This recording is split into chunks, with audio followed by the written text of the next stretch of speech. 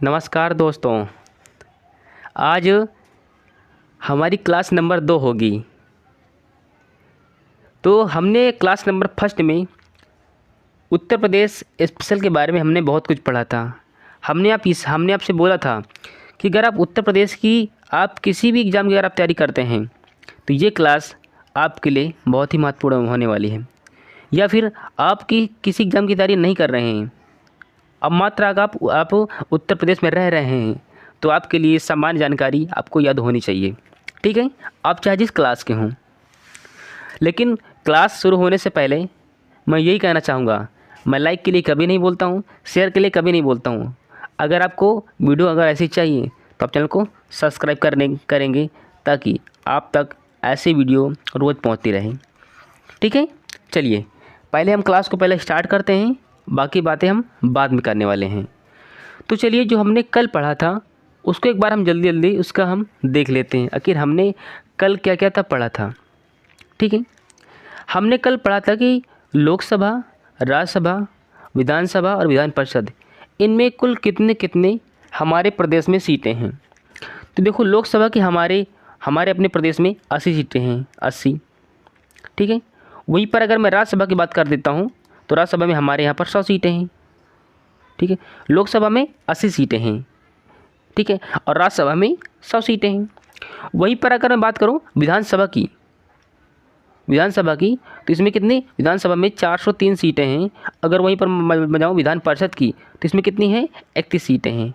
ये पूरे भारत में सबसे बड़ा नंबर है, चाहे वो लोकसभा का हो, चाहे वो राज्यसभा का हो, चाहे वो विधानसभा का हो, चाहे वो विधान परिषद का हो। ये भारत का सबसे बड़ा नंबर है। ठीक है, सीटों का। अच्छा, अब आपको ध्यान रखना है, जो लोकसभा और राज्यसभा होते हैं ना, ये हमेशा संसद में दो पक्ष होते हैं। एक का नाम है लोकसभा, दूसरे का नाम है राज्यसभा। ठीक है, और वहीं पर अगर हम अपने प्रदेश की बात करें तो हमारे अपने उत्तर प्रदेश में दुई विधानसभा है, मतलब कि एक है कि लोकसभा, एक है राज्यसभा। ठीक है ना। चलिए, आपको ही पूरा का पूरा आपको ध्यान रखना पड़ेगा। ठीक है, चलिए, क्योंकि ये यूपी टेट अभी परीक्षा हुई थी 2021 में। ठीक है ना, उसमें मैं भी देने के लिए गया था। उसी में पेपर में 2021 में पेपर हुआ था और उसी में ये पूछा गया था। ठीक है ना, कि राज्यसभा की सीटें कितनी हैं हमारे अपने उत्तर प्रदेश में। ओके, चलिए, अब सबसे बड़ी बात यह है कि दरअसल वोट डालने की उम्र के बारे में हम कुछ देख लेते हैं। ठीक है ना, स्टार्ट करें।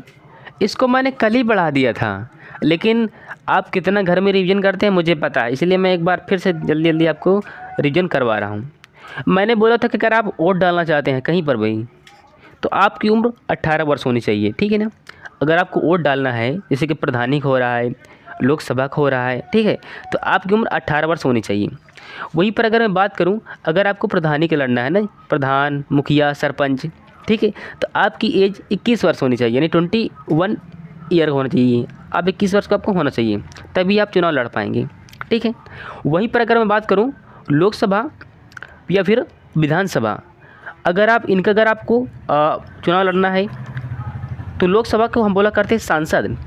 ठीक है ना, सांसद। और जो विधानसभा का जो चुन जाता है उसे बोला करते हैं हम विधायक। ठीक है, तो लोकसभा होता है केंद्र में, ठीक है, संसद में होता है ना, एक पक्ष होता है लोकसभा, दूसरा होता है राज्यसभा।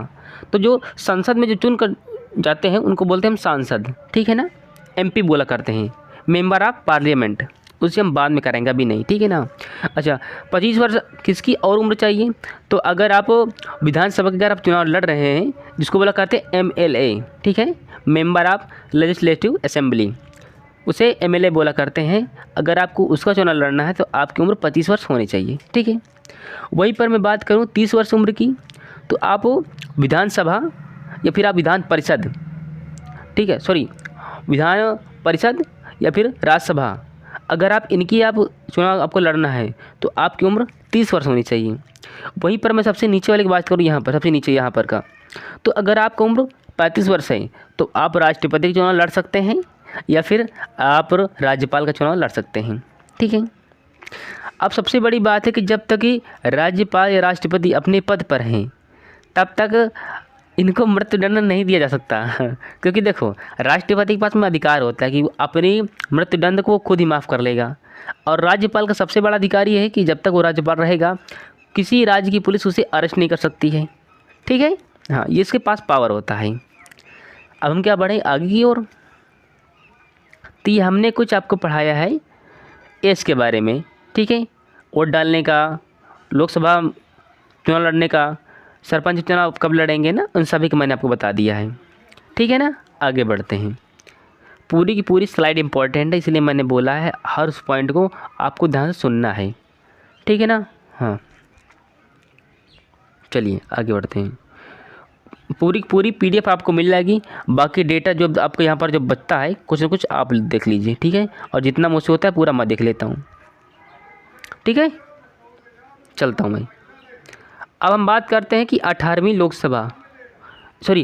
विधानसभा। लोकसभा होता है सेंटर में और विधानसभा होता है राज्य में, ध्यान रखना है। लोकसभा सांसद का पार्ट है, संसद का। ठीक है ना, हाँ, यानी कि जो सांसद बना करते हैं ना वो संसद में बैठा करते हैं। ठीक है ना। अच्छा, विधानसभा यानी एमएलए कहाँ पर बैठा करते हैं, विधानसभा में। ठीक है। अच्छा, हमारी ये प्रदेश की बात हो रही है, यानी हमारे अपने उत्तर प्रदेश की बात हो रही है। अब बात इसकी करते हैं। देखो 18वीं विधानसभा हुई है और चरण कौन सा था, ये 7वां चरण है। विधानसभा 18वीं है, आपको ध्यान रखना, इसीलिए मैं हर बार आपको बता रहा हूँ 18वीं विधानसभा है और आपका ये 7वां चरण है। पूछेगा कि इसमें निम्नलिखित में से कौन सा चरण है, तो आप बोलेंगे कि 7वां चरण है। ठीक है। इसके बाद में बात करते हैं कि 10 मार्च को ये चरण कंप्लीट हो गया था और उसने 25 सीएम ने जो बनने वाला था 25 मार्च को उसने शपथ ली थी। ठीक है, यानी 10 मार्च तक 7वां चरण कंप्लीट हो गया था। फिर इसके बाद में शपथ 21 मार्च को शपथ लिए थे किसने, मुख्यमंत्री योगी आदित्यनाथ ने। अब सबसे बड़ी बात है कि किस पार्टी के, तो आप सभी को पता है भारतीय जनता पार्टी यानी बीजेपी। वहीं पर मैं बात करूं बीजेपी की तो 255 सीट मिली थी भारतीय जनता पार्टी को, और जो एक नेता के रूप में योगी आदित्यनाथ को सीएम के रूप में बैठाया गया। अब सबसे बड़ी बात है कि ये 33वें और 21वें इसका क्या लफड़ा है, तो आप बोलेंगे कि योगी आदित्यनाथ किस क्रम के हैं, तो आप बोलेंगे कि ये 21वीं क्रम के हैं। ये आपके 21वें क्रम के हैं, 21वें क्रम के हैं। ठीक है, 21वें क्रम के यूपी के सीएम हैं। ठीक है। अच्छा, अब बात करते हैं किस क्रमांक के हैं, क्रमांक के, तो ये 33वें हैं। ठीक है ना, 33वें, तो आपको ध्यान रखना है, यानी 33वें नंबर के हैं, 21वें नंबर के हैं वर्तमान समय के, कौन, योगी आदित्यनाथ। ठीक है ना। इसमें और इसमें बहुत सारा अंतर होता है, आपको ध्यान रखना है ना। तो जब यहाँ पर आए तो 21वें और जब ये वाला आए तो 33वें। ठीक है। अच्छा, सीएम को शपथ कौन दिलाता है, तो आप सभी को पता है कि राज्यपाल दिलाता है, किसको, मुख्यमंत्री को शपथ। ठीक है, आगे बढ़े। जैसे राज्य में कभी जब कोई गवर्नमेंट बनती है तो उसका हमेशा एक विपक्ष बैठाया जाता है। ठीक है ना। जैसे कि केंद्र में भारतीय जनता पार्टी के रूप में सरकार बनी बैठी है और वहाँ के नेता के रूप में आपके बने बैठे कौन है, प्रधानमंत्री नरेंद्र मोदी है। ठीक है। वहीं पर अगर मैं विपक्ष की बात करूं तो श्रीमान राहुल गांधी वो विपक्ष के नेता के रूप में बने बैठे हैं। ठीक है ना। और हाँ, जो विपक्ष का नेता होता है ना उसे एक कैबिनेट मंत्री का तो उसके पास में पावर होता है। ठीक है ना। बहुत सारी सुविधा, बहुत सारी सिक्योरिटी विपक्ष के नेता को दी जाती है। ठीक है, ताकि जो सरकार वर्तमान समय में बनी बैठी है वो राज्य में या कुछ देश में कुछ अपने हिसाब से कुछ अलग न करने लगे। ठीक है ना। यानी विपक्ष को उसके बारे में पूछने का अधिकार होता है, पावर होता है। ठीक है। अच्छा, मैं अगर उत्तर प्रदेश की बात करूं तो यहीं पर विपक्ष में कौन है, उनका नाम है अखिलेश यादव। अच्छा, अखिलेश यादव की पार्टी का नाम था सपा, और सपा को कितने सीटें मिली थी, सपा को सीटें मिली थी 111। ठीक है ना। ये दल के नेता किसके, विपक्ष के, उनका नाम क्या है, अखिलेश यादव। ठीक है, तो यहाँ तक अभी तक हमने बात की है। ठीक है, आगे बढ़ते हैं। अब यहीं पर हमारे विधानसभा में कुछ प्रोटेम स्पीकर होते हैं और कुछ विधानसभा अध्यक्ष होता है, तो उन्हीं के बारे में हम देखने वाले हैं। ठीक है।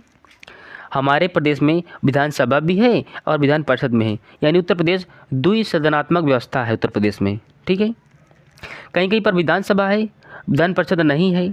ठीक है, लेकिन हमारे प्रदेश में विधानसभा भी है और विधान परिषद भी है। अच्छा, एक मैं और छोटा सा पार्ट लिखाता हूँ। देखो, जैसे विधानसभा, एक मिनट में लिखता हूँ थोड़ा से, विधान सभा। ठीक है, तो विधान सभा, तो इसके बारे में मैंने आपको बताया है कि ये 18वीं विधानसभा है और ये 7वां चरण में कंप्लीट हो गई है। कब? 10 मार्च तक। ठीक है ना, ऊपर ही मैंने आपको बताया है। चलो, अब बात करें कि प्रोटेम स्पीकर की, तो उनका नाम है रमापति शास्त्री। ये प्रोटेम स्पीकर हैं किस, कहाँ पर के? उत्तर प्रदेश की। आपको ध्यान में रखना है, कई बार एग्जाम में पूछा जाता है। ठीक है ना, चाहे वो यूपी बीएड हो, चाहे वो यूपी टेट हो या फिर सुपर टेट ही क्यों ना हो। ठीक है, वहीं पर अगर मैं बात करूं कि विधानसभा के यानी स्पीकर कौन है, जैसे कि संसद में एक स्पीकर बैठता है, उसका नाम है ओम बिरला। 18वें क्रम की इस बार समय है। ठीक है ना, वो यानी वही जो पुराने थे उन्हीं की नई नियुक्ति हुई है, तो वो 18वें क्रम के हैं। ठीक है, उनका नाम क्या है? ओम बिरला। उसी प्रकार हमारे यहाँ पर हमारे अपने प्रदेश में एक विधानसभा का एक हेड होता है, अध्यक्ष होता है, उसका क्या नाम है? उसका नाम है आपका सतीश महाना। सतीश महाना, ये कहा है? ये विधानसभा के सतीश महाना ये अध्यक्ष हैं। ठीक है, अब सबसे बड़ी बात है कि प्रथम अध्यक्ष कौन थे, तो उसका नाम है पुरुषोत्तम दास टंडन। पुरुषोत्तम दास टंडन ये उत्तर प्रदेश के प्रथम कौन थे? विधानसभा के अध्यक्ष थे। ठीक है, आगे बढ़ें। अब चलिए, हमने विधानसभा के स्पीकर के बारे में बात कर ली, अब हम विधान परिषद के बारे में देखते हैं। तो विधानसभा आपसे पूछा जाता है, कई बार एग्जाम में पूछा गया है कि उत्तर प्रदेश के वर्तमान समय के विधानसभा के अध्यक्ष कौन है, तो कौन है? सतीश महाना है। अच्छा, विधानसभा का अध्यक्ष का वर्ग क्या होता है? ये जहाँ पर बैठा करते हैं विधानसभा में, वहाँ पर उसके जो कार्यक्रम चल रहे हैं उन्हीं के कार्यक्रम को बढ़ाना और कार्यक्रम के व्यक्तियों को नियंत्रण करना। ठीक है, हाँ, जैसे क्लास में टीचर होता है ना, उसी प्रकार जस्ट हुआ। ठीक है, चलिए, वहीं पर मैं बात करूँ विधान परिषद की, तो इसका नाम है मानवेंद्र प्रताप सिंह। ये मानवेंद्र प्रताप सिंह ये विधान परिषद के अध्यक्ष हैं। अगर वहीं पर मैं प्रथम की बात करूं तो उनका नाम है चंद्रमाल। चंद्रमाल है, ये विधान परिषद के प्रथम अध्यक्ष थे। ठीक है, आगे बढ़ते हैं हल्का सा। ठीक है, लास्ट में, और वर्तमान समय में 47 महिलाएं हैं। कहाँ पर? कैबिनेट में। कहाँ की? उत्तर प्रदेश की। यानी विधानमंडल में 47 महिला हैं, जो कि टोटल का 11% है, यानी इतिहास में सर्वाधिक हैं ये। ठीक है, उत्तर प्रदेश के इतिहास में सर्वाधिक महिलाओं का योगदान है। कहाँ पर? उत्तर प्रदेश में, जिसमें से 5 महिला मंत्री भी हैं। कहाँ पर की? उत्तर प्रदेश की। ठीक है, चलिए आगे बढ़ते हैं।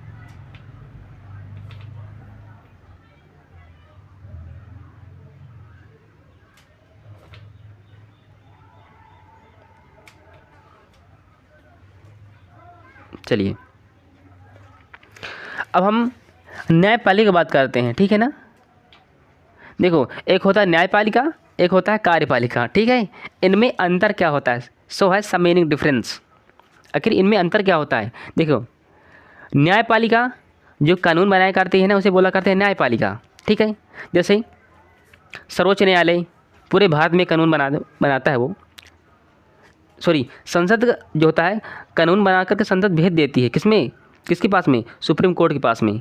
और वो जब तक साइन कर देगा उसके बाद में तब कानून बनकर तैयार हो जाता है। उसी प्रकार अगर राज्य में कोई कानून बनाना है तो पहले हमारे ये विधानसभा में पहले पारित होगा, फिर राज्यपाल के पास जाएगा। जब राज्यपाल इसमें साइन कर देगा तब पूरी तरीके से कानून उत्तर प्रदेश में लागू हो जाता है। ठीक है ना, ऐसा है।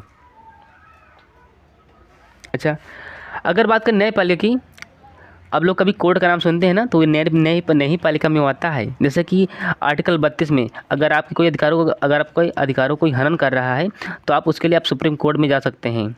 ठीक है, या फिर अगर 226 के तहत अगर आपके कोई अधिकारों का हनन कोई कर रहा है, ठीक है, तो वह आप कहाँ पर जा सकते हैं? हाई कोर्ट में जा सकते हैं, ठीक है, आर्टिकल 226 के तहत। अब आर्टिकल 32 के तहत कहाँ पर जाएंगे हम लोग? सुप्रीम कोर्ट में जाएंगे, ठीक है। चलते हैं न्यायपालिका। देखिए 17 मार्च 1866, यानी कब? ये प्रयागराज में स्टार्टिंग में बना, सॉरी ये आगरा में बना था पहला, 17 मार्च 1866 में आगरा। इसके बाद जब इसमें और बढ़े तो 1869 में कहाँ पर? प्रयागराज, प्रयागराज, ठीक है। इसकी एक खंडपीठ है, ठीक है, न्यायपालिका कहाँ पर है? यह पर लखनऊ में है। इसकी एक खंडपीठ लखनऊ में भी है, किसकी? प्रयागराज वाले की। यानी 1869 में हाई कोर्ट हमारा कहाँ पर है? इलाहाबाद में। इलाहाबाद वर्तमान नाम क्या है? प्रयागराज है, बस। इसकी खंडपीठ कहाँ पर है? लखनऊ में है, ठीक है। चलिए अगर बात करें इसके प्रथम न्यायाधीश की, ठीक है ना, किसे? हाई कोर्ट के, कहाँ के? उत्तर प्रदेश के। कहाँ पर है? प्रयागराज में है, ठीक है। इनका नाम है वाल्टर मॉर्गन, ये पहले न्यायाधीश हैं, ठीक है। और वर्तमान समय में 50वें क्रम के, इनका नाम है प्रीतिकर दीपांकर, ठीक है।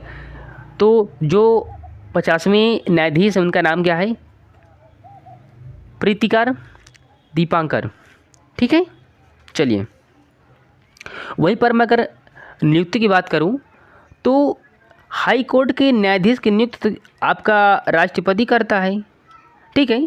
लेकिन उनकी शपथ कौन दिलाता है? उनको शपथ दिलाने का काम करता है राज्यपाल। राज्यपाल शपथ दिलाएगा। एक बार आपको पॉइंट ध्यान से सुनना है, आखिर मैं कहना क्या चाह रहा हूँ। हाई कोर्ट के न्यायाधीश की नियुक्ति तो राष्ट्रपति करता है, लेकिन शपथ दिलाने का कार्य जो करता है ना, राज्यपाल करता है, गवर्नर करता है, ठीक है। वहीं पर इसकी उम्र कितनी होनी चाहिए? किसकी? हाई कोर्ट की न्यायाधीश बनने की। तो आप बोलेंगे इसकी उम्र 62 वर्ष होनी चाहिए, ठीक है। चलिए अच्छा, अगर अब ये मान लीजिए कोई न्यायाधीश बन गया तो इसका वेतन और पेंशन कहीं ना कहीं से तो देना होगा ना हमें। तो वेतन देने का काम राज्य की संचित निधि से हाई कोर्ट के न्यायाधीश को पेंशन संचित राज्य की संचित निधि से उसको वेतन दिया जाता है। किसको? हाई कोर्ट के न्यायाधीश को, ठीक है।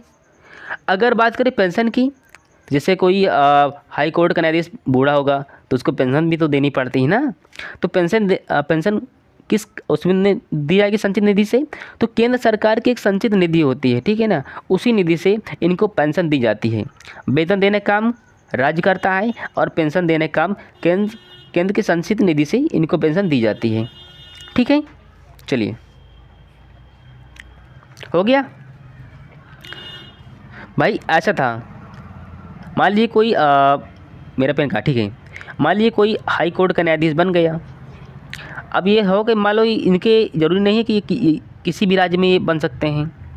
अब मान लीजिए कोई अगर बन गया तो व्यक्ति कार्य करेगा और कार्य करने के बाद उसको कुछ न कुछ वेतन तो हमें देने ही पड़ते हैं, चाहे वो प्राइवेट सेक्टर का हो चाहे सरकारी सेक्टर का हो। अच्छा, अब उनके वेतन की बात करें ना, तो जो राज्य की जो एक संचित निधि होती है, ठीक है ना, उसमें से इसको पेमेंट की जाती है मंथली। अब मान लीजिए इसने काम करना बंद कर दिया, इसका इधर से उधर ट्रांसफ़र होता रहा। तो अब इसके बाद में क्या हुआ कि अब इसके जब पेंशन देने की बात आई तो राज्यों में झगड़ा होने लगा कि नहीं, इसको हम पेंशन नहीं देंगे, हमारे राज्य पर तो है ही नहीं। फिर दूसरे वाले राज्य पर पहुँचे, वो जो वहाँ पर कुछ दिन काम किए तो फिर इनका फिर ट्रांसफ़र हुआ।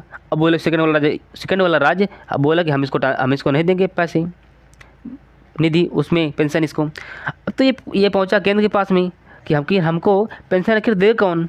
तो केंद्र ने बोला हम पेंशन देंगे। किससे? केंद्र की संचित निधि से हम आपको पेंशन देंगे, ठीक है ना। किसको? हाई कोर्ट के न्यायाधीश को। आगे बढ़ें। देखिए जितना मुझसे हो सकता है मैं अपना बताने का पूरा भरसक प्रयास करता हूँ, ठीक है ना। हाँ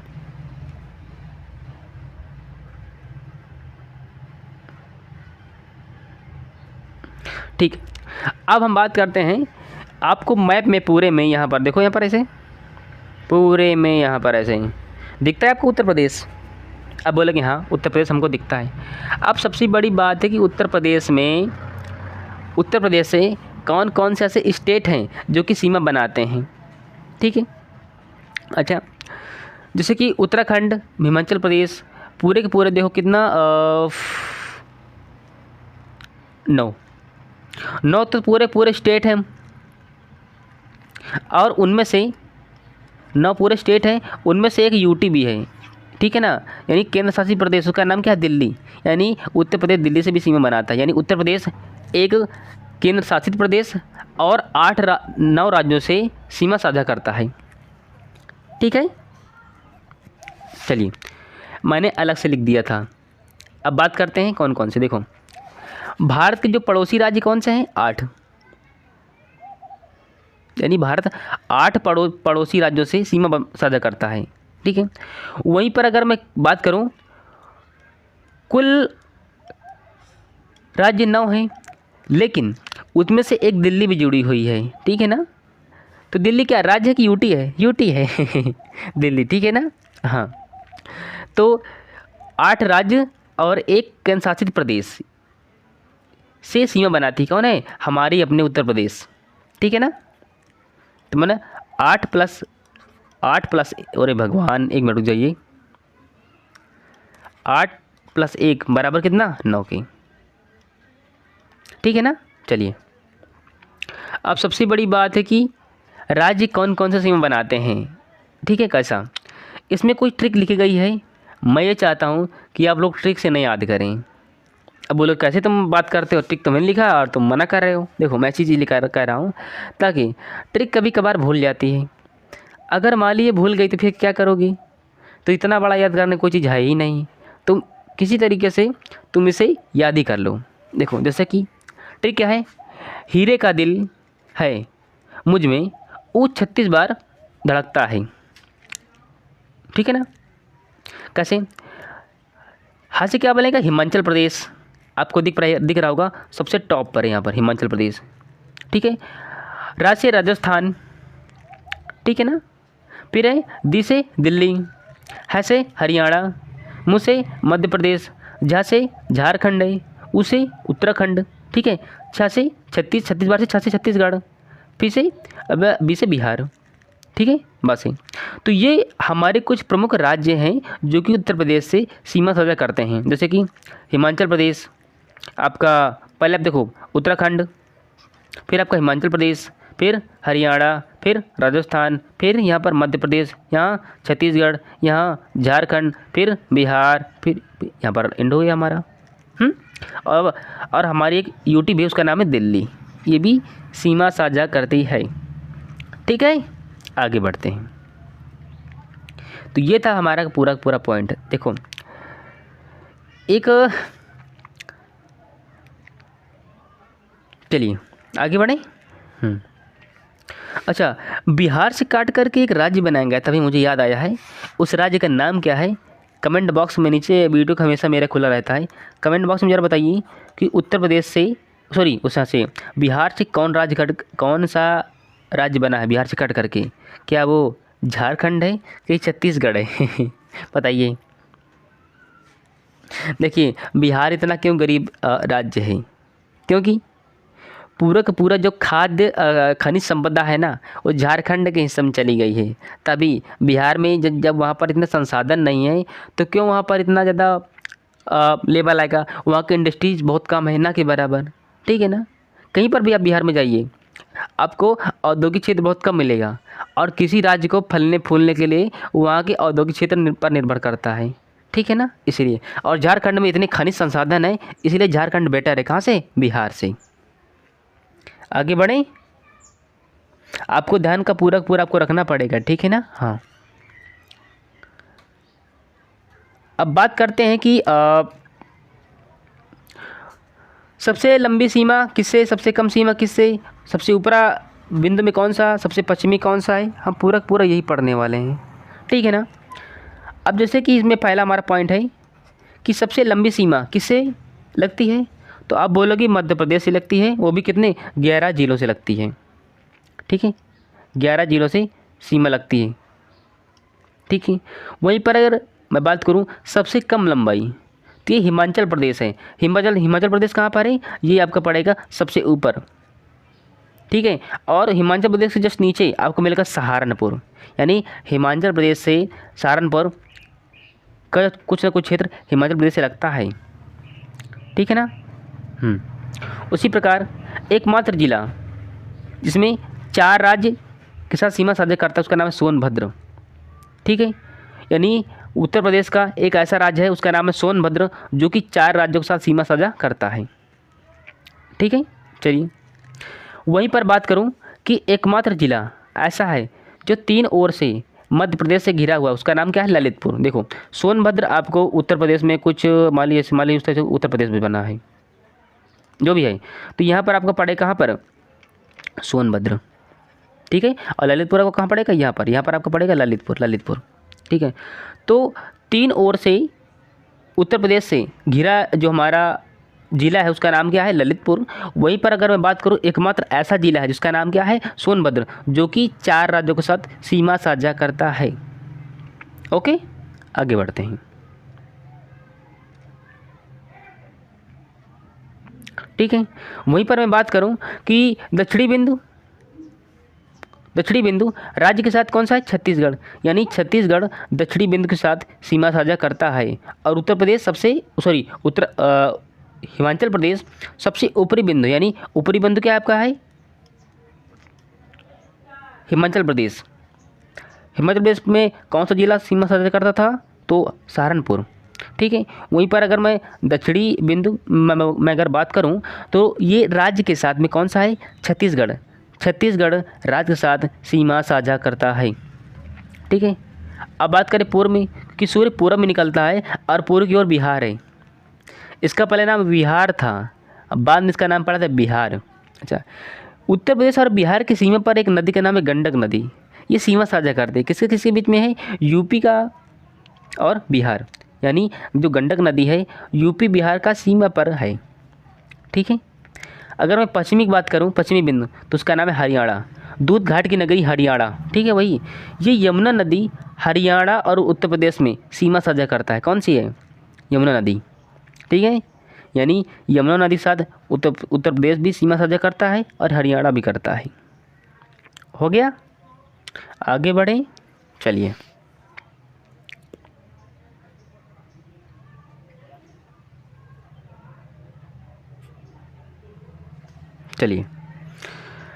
अब हम कुछ देखने वाले हैं।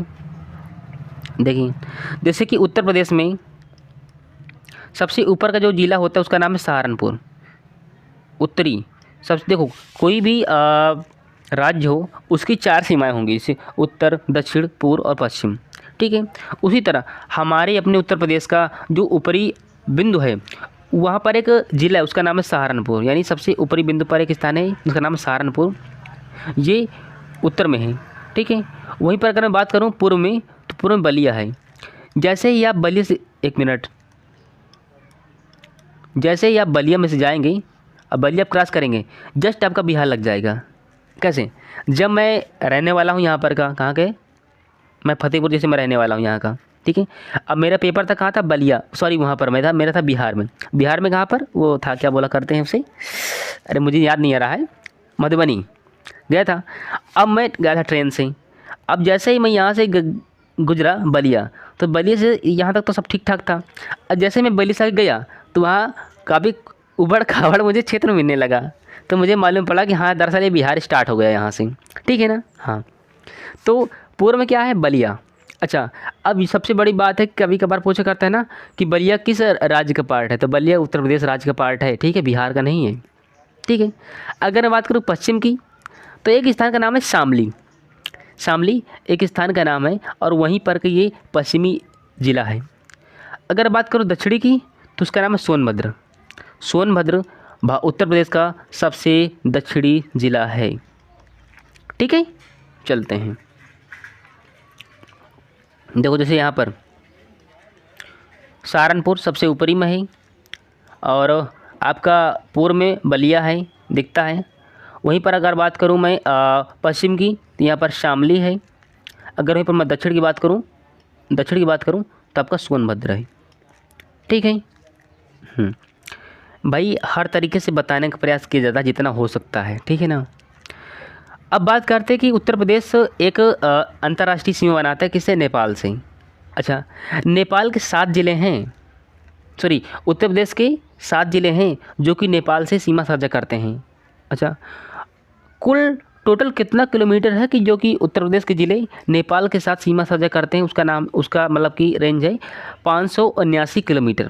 579 किलोमीटर ऐसे उत्तर प्रदेश के 7 ज़िले हैं जो कि नेपाल के साथ सीमा साझा करते हैं। देखो से पीलीभीत 1 2 3 4 5 6 7, देखो पीलीभीत है, बहराइच है, लखीमपुर खीरी है, बलरामपुर है, श्रावस्ती है, सिद्धार्थनगर है और महाराजगंज है। अगर आपको क्रम से याद करना पड़े तो आप क्रम से याद कर लीजिए तो अच्छी बात है, ठीक है ना। 1 2 3 4 5 6 7, ठीक है। इसमें क्रम से थोड़ा लगाना था। देखिए मैं चाहता हूँ अगर आप इसे क्रम से याद कर पाएँ, जैसे कि आपको यहाँ पर दिया गया है, यहाँ पर देखो मेरा पेन मिल जाए हल्का सा भाई, ये आपको क्रम से याद करना है। पीलीभीत, बहराइच, लखीमपुर खीरी, बलरामपुर, श्रावस्ती, सिद्धार्थनगर और महाराजगंज, ठीक है। बाकी एक ट्रिक लिखी गई है, आप चाहें तो इस ट्रिक का इस्तेमाल कर सकते हैं पढ़ने के लिए, ठीक है। चलिए, जैसे महाराज सिद्धार्थ ने बलराम को सस्ती इलायची वाली खीर पिलाई, ठीक है। कैसे? महाराज से क्या बनेगा? महाराजगंज, ठीक है। इससे क्या बनेगा? मतलब हम इधर से इधर की ओर जा रहे हैं, यानी यहाँ से आगे और बढ़ रहे हैं, यानी यहाँ से ऐसे जा रहे हैं, ठीक है ना। यानी पश्चिम से, सॉरी पूर्व से पश्चिम की ओर, पूर्व से हम पश्चिम की ओर जा रहे हैं। देखो, महाराज सिद्धार्थ ने बलराम को सस्ती इलायची वाली खीर पिलाई। कैसे? महाराज से महाराजगंज, सिद्धार्थ से बनेगा सिद्धार्थनगर, ठीक है। वहीं पर अगर मैं बात करूं बलराम से बलरामपुर, को से कुछ नहीं बनेगा, सस्ती से बनेगा आपका श्रावस्ती। इलायची की बात करूं, इलायची में क्या है? बहराइच, बहराइच, ठीक है ना, बहराइच। इलायची से क्या बनेगा आपका? बहराइच। वाले से कुछ नहीं बनेगा, खीर से बनेगा लखीमपुर खीरी, और पिलाई से क्या बनेगा? पीलीभीत, ठीक है। आगे बढ़ें, तो ये कुछ हमारे कुछ ना कुछ पॉइंट थे, ठीक है। तो हम कौन सी स्लाइड चला रहे हैं एक बार मैं देख लूँ। 14 स्लाइड हमारी पहुंची है यहाँ।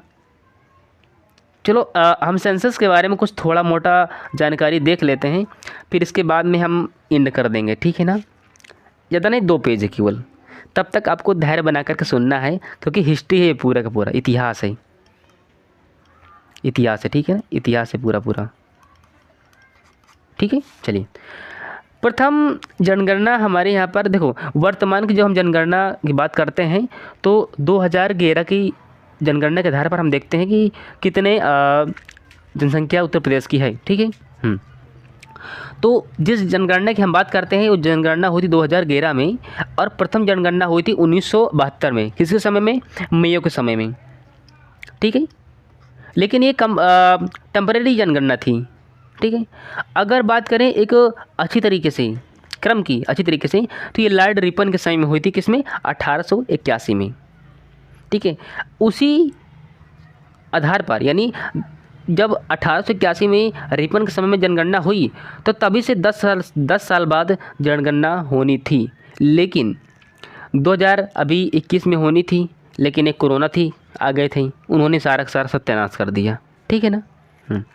यानी हमारे भारत की ये 15वीं जनगणना है, ठीक है। भारत की 15वीं है, लेकिन स्वतंत्र भारत की 7वीं है, ठीक है। जनसंख्या 2011 के अनुसार इसका शुभंकर क्या था, यानी मोटो क्या था? प्रगणक शिक्षिका, इसका शुभंकर था। इसका वाम्प यानी कि वाक्य क्या था? वाक्य, इस वाम्प नहीं है, वाक्य यहाँ पर, ये वाक्य, इसका वाक्य क्या है?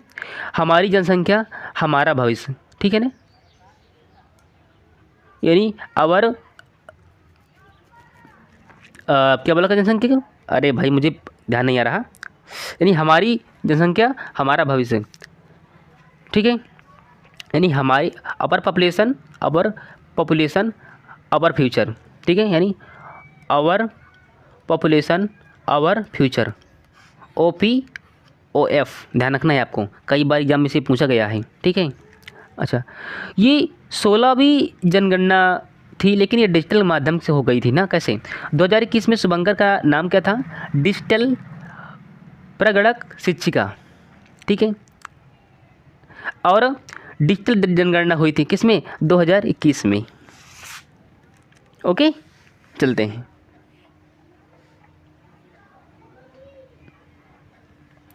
अब यहीं पर से इस स्लाइड को बढ़ा करके मैं एंड कर दूंगा ना, इसलिए क्योंकि नहीं समझ ज़्यादा हो जाएगा फिर, ठीक है ना।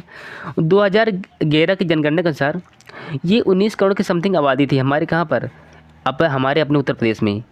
और ये भारत का सबसे बड़ा राज्य है किसमें? जनसंख्या के हिसाब से सबसे बड़ा राज्य हमारा अपना यूपी है, हमारा अपना उत्तर प्रदेश में है।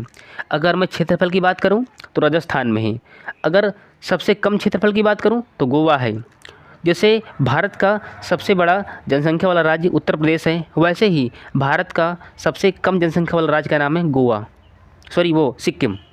गोवा क्षेत्रफल में है और सिक्किम जनसंख्या में है, ठीक है। अगर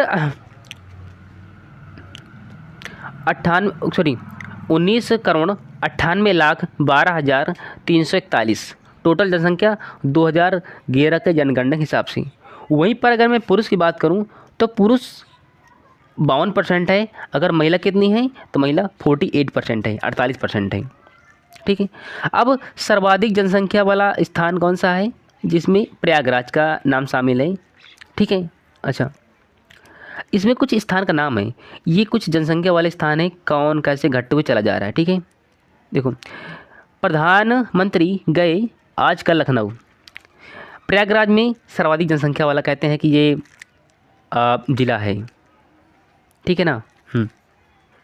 जैसे प्रयागराज, मुरादाबाद से प्रधानमंत्री गए आज लखनऊ, प्रया से प्रयागराज, मंत्री से मुरादाबाद, गए से गाजियाबाद, आ से आजमगढ़, ला से लखनऊ। यानी ऐसे ये स्थान है जहाँ पर जनसंख्या भारी मात्रा में निवास करती है उत्तर प्रदेश की, ठीक है। प्रयागराज, मुरादाबाद, गाजियाबाद, आजमगढ़ और लखनऊ। अच्छा, आजमगढ़ का कभी कभार नाम सुनने में आया करता है। इस नाम का संबंध भारतीय जनता पार्टी से नहीं बल्कि सपा संबंधित है। आजम क्या कहाँ का था? क्या आजमगढ़ का था? चलिए, ठीक है। वहीं पर अगर मैं बात करूं कि न्यूनतम जनसंख्या कहाँ पर रहती है, यानी न्यूनतम जनसंख्या जैसे कि उसमें पुरुष भी आएंगे, बच्चे भी आएंगे और महिलाएं भी आएंगी, ठीक है। यानी न्यूनतम जनसंख्या कहाँ पर है? महोबा में, ठीक है। जैसे कि इसकी ट्रिक क्या है? मैं हारा चित्र बना वर श्रृच्छा ललित के साथ, ठीक है। मैं से महोबा, हा से हमीरपुर, चित्र से चित्रकूट, श्रद्धा से श्रावस्ती, ललित से ललितपुर। यानी ये भारत के मैक्सिमम रहने वाले स्थान हैं। यहाँ पर जनसंख्या मैक्सिमम निवास करती है, मैक्स, और यहाँ पर क्या है? मिनिमम।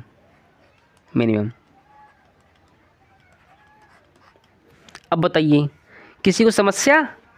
यहाँ पर मुझको नहीं लगता किसी को होगी, ठीक है। अब मैं क्लास को यहीं पर मैं एंड करता हूँ और मिलता हूँ नेक्स्ट वीडियो में। तब तक के लिए जय हिंद, वंदे मातरम। वीडियो को जाते जाते अगर आपका इच्छा करे तो लाइक कर देना, न करे छोड़ देना। अगर आपको लगता है कि हाँ वीडियो बेटर है, कंटेंट आपको अच्छा मिल रहा है, तो आप अपने दोस्त के पास इसको शेयर कर सकते हैं। अगर चैनल पर नए हैं तो चैनल को सब्सक्राइब कर लीजिए ताकि ऐसी क्लासें आपको मिलती रहें। तो चलिए मैं क्लास को एंड करता हूँ, मिलता हूँ नेक्स्ट वीडियो में। ओके।